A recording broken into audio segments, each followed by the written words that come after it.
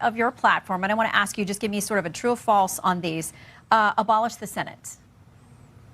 True. Okay. Replace the presidency and Supreme Court as we now know them. Yep. Abolish ICE. Absolutely. Abolish borders and give amnesty to anyone currently in the U.S. illegally. As a long-term plan, yep. Defund the Pentagon. Absolutely. Abolish prisons, at least in large part. Yeah, again, that as part of a long-term program, yeah. Okay, so no prisons. Government or public ownership of most large corporations. Yeah, absolutely. Okay, so then let's go back through some of those then. Abolish the Senate. There are people who are in the Senate now who are very supportive of DSA. They lose their seats? Well, the Senate is an anachronistic institution. She's like, well, I don't know what. We'll find a place for those people. Yeah, that's what dictatorships do. Gosh, could the Republicans come up with a better advertisement for why not voting for the blue side of the aisle, which maybe now is just full-on socialist? I don't know. Dave Rubin might. He joins us now. Excited to have the creator and host of the Rubin Report on X at Rubin Report. And you can read him, rubinreport.locals.com. Dave, it's great to have you back on the show. Thanks for being with us. It's always good to be with you. I can already answer your question. Yes, they are full-blown socialists. They will be communists in a year, and probably something much worse once they have a little more than... Right now it's just a dash of jihad, but when they do that from a dash to a spoonful, it all gets much worse. That's probably in 2 years. Yeah, too much spice in the pie. It takes over the whole thing and ruins the entire mess. Dave, I think that we've watched Alexandria Ocasio-Cortez. She's a bartender turned House representative, and it was kind of like an exhibit that you could take in of what somebody like AOC could do in and of herself. But Nancy Pelosi didn't take her seriously. The people in the House, the Democrat Party, didn't take her seriously. But then there were more of them. They multiplied. They were the squad. Is the squad, have they taken over? Is that the epicenter of where this socialism creep has come from? Yeah, I mean, look, the inmates are running the asylum right now, and the real problem that the Democrats have, for all of the bad ideas that the Democrats have, which is pretty much everything's always just bigger government, higher taxes, more inefficiency, all of that, I do believe that a certain set of, let's say, moderate Dems, again, they're not really moderates, but they're moderate Dems, they don't hate America. So, let's say Chuck Schumer, even Nancy Pelosi, Pete Buttigieg, Hakeem Jeffries, they're horrible politicians. They have bad ideas. They never do anything good. But I don't think they fundamentally hate the United States of America. I don't think they have a particularly healthy respect for our institutions. I don't think they know how to govern properly. But I don't think they absolutely hate the founding of this country and everything that's happened for 250 years since. This new crew, the Mamdani crew, and I definitely include AOC in that because she really is the national head of it, although it feels like all the energy right now is around Mamdani. They hate the country. They think that it is fundamentally evil. They don't like three branches of government, as that woman just said. They don't like separation of powers. They don't like borders. I mean, if you don't have a border, you don't have a nation. It's as simple as that. So, but the problem that the Democrats have right now is they don't have any adults. Yeah. There is no one that can stop this thing from coming. Obama probably wants it to come.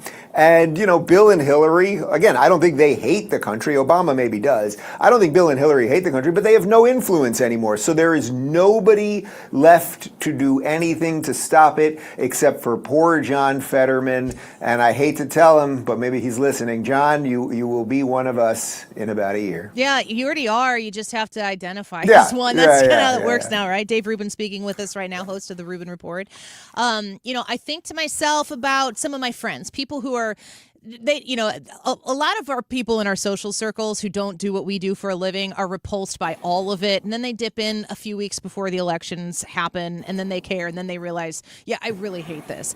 There are some of those who might hear some of these socialist plans and go, well, that sounds nice. They don't understand the breadth and the depth of, because they don't care to pay attention to it because it repulses them. There's a real danger to what this Democratic Socialist of America is proposing and the wind that they've caught in their sails moving into this midterm. Do you think that there is going to be a socialist wave of success in this midterm right before us? Well, I can give you the white pill and the black pill on this. The white pill version is sort of what you said a few moments ago, which is that this is just not what America is. If more Americans hear this and see it, and particularly we're going to have the anniversary of 9/11, and Mom Dami is going to be there, and he shouldn't be there, and I lived in New York City during 9/11, then those people don't want him there. The more the light gets shined on socialism, communism, and again with this dash of Islamism or jihad or whatever you want to call it, the more that I think the average American will step away from it. So that would be the white pill version. It's like the Republicans maybe aren't great, but they're not commies. Okay, right. Something like that. Great branding, right? Now the black pill version is what you just said right there, that that you can make the complete counter argument. And I'm not sure which one is right actually, but the complete counter argument would be that just the average nominal apolitical person who doesn't really think about this stuff or understand history or whatever, they just go about their life. I'm not even judging them for it. They've stayed out of this headache. That they're like, oh, these socialists want, Medicare for all and seem to be nice or diverse or something. I'll vote for them. And then it's only 3 years later when you realize you're in the gulag that this thing didn't work out so well. So I think you can argue it either way. I will say what I say on my show all the time. I am not as depressed about the midterms as everybody else is. Everyone's saying it's just going to be an absolute bloodbath. I think the more light we shine on these people, it's to my former point, the more the average American will be repulsed by it. The DSA guys are winning Democrat primaries where virtually nobody votes. Chevalier in New York 13, it's a district of 750,000 people. And it was something like 77,000. About 10% of people voted, and she got about half the vote. So roughly 35,000 people voted for her. So that doesn't mean it's scaling. But again, you have to give the devil his due here. You got to go, well, they're organizing well. They have a lot of energy and everything else. And the Dems don't have good defenses. So we shall see. Yeah, Dave Rubin speaking with us. That show he's talking about is the Rubin Report. Highly recommended here on the Annie Frey Show. I think that the summation of what the socialism is all summed up in Mamdani's smile. It grates on me. Yes. I don't believe it. I can assess the way a man is smiling at me and understand what he wants in that moment. And the smile is so fake. It's to encourage the person receiving that smile to feel a certain type of way and not to think a certain type of way. Don't use your brain. Use your heart. Wear it on your sleeve. Be one of us. Be a socialist. That's really dangerous. You are so completely right. As a matter of fact, just a half hour ago before I jumped on the show, I just tweeted something about his smile and the sliminess and the fakeness. I'm a true New Yorker. I was born in Brooklyn. I grew up in Long Island. I spent about 20 years in New York City during 9/11. I was there during 9/11. My dad saw the second plane hit. My grandma lived in Long Island, in New York City. I had great-grandparents in New York City. I know what that is. New Yorkers old school New Yorkers have a way of sniffing out these fake people. And he is so obviously one of them. He is trying to implode and destroy New York City while he's smiling. Let's not forget, Ronald Reagan 50 years ago basically said, when socialism comes one day, it'll come with a smile. They're not going to come with the hammer and sickle first. It's going to come with look at all the things we're offering you over here. But again, the guy has only been mayor for what? It's barely 7 months right now. And a lot of people that were not against him 7 months ago are seemingly talking about it right now. So we'll see how the next couple months go. But, the other thing with his thing with Netanyahu is I think he could probably be at least looked into by the Justice Department in that he tried to get the New York City Police Department to arrest someone who's committed no American crime. There's no crime that Netanyahu has committed, right? I don't even want to get into just the lies that he's, putting on Israel and Netanyahu and everything else. But there's no crime, according to American law, that Netanyahu, so he's trying to use the police department as an apparatus of his own personal wishes. There might be something about that they want to look into, but it's all very, very dangerous and toxic, and he wants all hell to break loose. Let's just be very clear about it.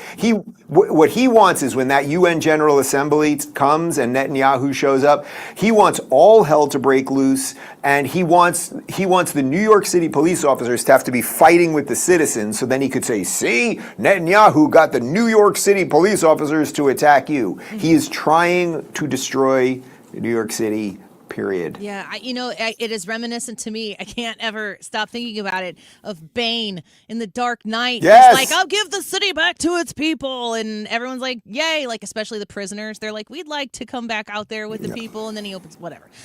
Dave Rubin speaking with us right now. The last question I have before we let you go, we've set the table for what the midterms are looking like, but the Democratic Party as a whole, how it might affect elections here to come.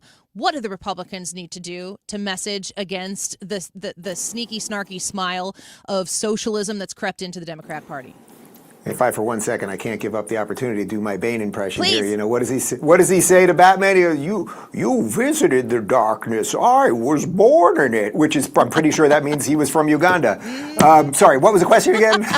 How do we beat it? How do the Republicans beat it here in the midterms? You beat it. You beat it by I think probably returning to some of what Donald Trump maybe was a little bit better messaging at around the origins of MAGA. You know, you get back to how is it that Donald Trump brought together this unbelievable coalition that can take sort of religious conservatives and then, you know, the disaffected liberals and the new guys like, say, Rogan and Bobby Kennedy and Elon Musk and bring them all in. Well, it was all in the big tent of loving America. And then, okay, you feel this about abortion, I feel this about that, but we all love America. The irony of what the Democrats are doing right now is they're saying we're wide tent because we're welcoming the socialists and the communists and the jihadists. Well, they're there to burn down the tent. That's the problem. You're bringing arsonists in to burn down the tent. The Republicans just have to get back to, look, we believe in common sense. We believe this country is fundamentally good. We're here to celebrate it. We like our Constitution and Bill of Rights and things like that. And I know that's not the sexiest sell job. So here's where Trump probably has to do something a little better on the branding side. But I think that argument is way easier to understand, and it's obviously fundamentally right, rather than, okay, come to our big tent. Boy, we're going to burn this thing down and we'll see how it turns out. So well said. Do you love America or not? The answer is clear where your party vote should lie. Dave Rubin, always a pleasure to have you on with us. Thank you for the time today. It's good to have you. Good to see you, Annie. Talk to you again soon. We appreciate it.